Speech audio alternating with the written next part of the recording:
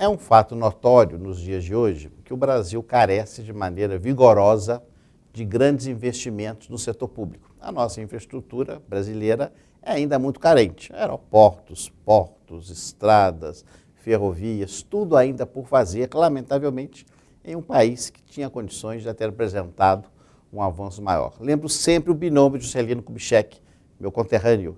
Seu governo era energia e transporte. No decorrer de 60 anos, ainda temos deficiências em energia e em transporte. E é evidente também que os tesouros da União, dos estados e municípios são absolutamente insuficientes para lastrear um grande programa de investimentos no Brasil hoje. Isso é impossível. Então, nós temos de contar necessariamente com recursos privados, tanto brasileiros quanto internacionais, para fazer face a esses investimentos e conseguirmos, de fato, desenvolver o Brasil como desejamos. Todavia, para que esses investimentos privados ocorram no fluxo, na quantidade, na celeridade necessárias, é o pressuposto que haja confiança, ou seja, a parceria a ser estabelecida entre o poder público, normalmente o poder concedente dessas grandes obras de infraestrutura, quer de energia, quer de transporte, telecomunicações, como também o setor privado que recebe esse tipo de determinação e responsabilidade por delegação, pressupõe-se entre eles uma boa fidúcia, não é? Uma confiança recíproca que permita a construção de um edifício que seja robusto e que tenha condições de sustentar um programa mais ousado de desenvolvimento com base na infraestrutura.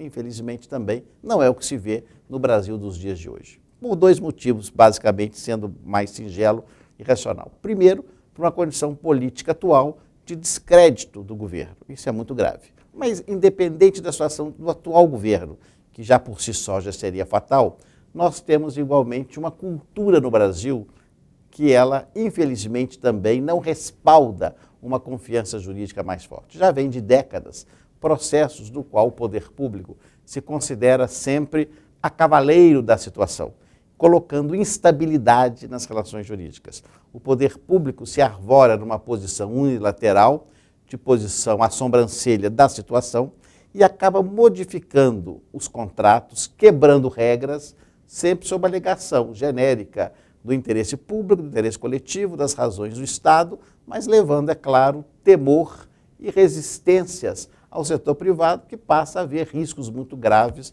na alocação dos seus recursos e dos seus investimentos. Isso é uma questão cultural brasileira e cultural jurídica, que é pior, porque a própria legislação brasileira acaba que não dá sustentação e moldura jurídica para permitir uma interpretação que seja favorável a um clima, a um ambiente de confiança. Ao contrário, o que há no Brasil de hoje, inclusive no mundo jurídico, é um ambiente de desconfiança dos investimentos privados. Há uma desconfiança do empresário, que aparentemente quer ter lucros abusivos à custa da população, o que não é realidade, já que são as regras de mercado que vão ditar a justa retribuição e remuneração do seu capital aplicado. Então é necessário haver uma modificação de comportamento, de cultura e também normativa para permitir que novos instrumentos possam suscitar novas decisões judiciais e dar um pouco mais de conforto para que tenhamos no Brasil uma situação, como eu disse, um ambiente mais simpático e amigável a investimentos privados, quer brasileiros como também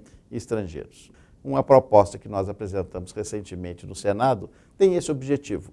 É um projeto de lei que recebeu o número 349, oriundo das sugestões de especialistas jurídicos de São Paulo, encabeçados pelo professor Carlos Ari Sandfeld, no sentido de nós termos, de fato, condições de, na modificação da Lei de Introdução ao Direito Brasileiro, e por isso mesmo uma lei de princípios, normas gerais, permitir a introdução de novos comandos que vão dar mais garantia ao investidor, mas também ao gestor público, porque acabei não falando, nesse rápido atropelo, do outro lado da moeda, o gestor público que acaba assumindo determinadas decisões que visam o interesse coletivo e sustentar o desenvolvimento, muitas vezes acaba sendo culpado pelos órgãos de controle por ter cometido alguma irregularidade ou ter mudado alguma interpretação, e ele acaba no futuro se acovardando de novas decisões e se fazendo prisioneiro da mera rotina. E não há nada pior para o desenvolvimento de um país de que um gestor público amedrontado e vinculado a uma simples rotina do dia a dia das suas atividades. Então esse projeto tem esse objetivo, introduzir normas jurídicas novas na legislação brasileira que permitam, de fato, ao julgador, ao órgão de controle e ao próprio gestor mais confiança e mais estabilidade dos contratos e permitindo que esse ambiente mais propício aos negócios permita, a médio prazo, pelo menos, que os investidores voltem ao Brasil e possam, de fato, fazer face a essa grande necessidade que temos para investimentos na área da infraestrutura.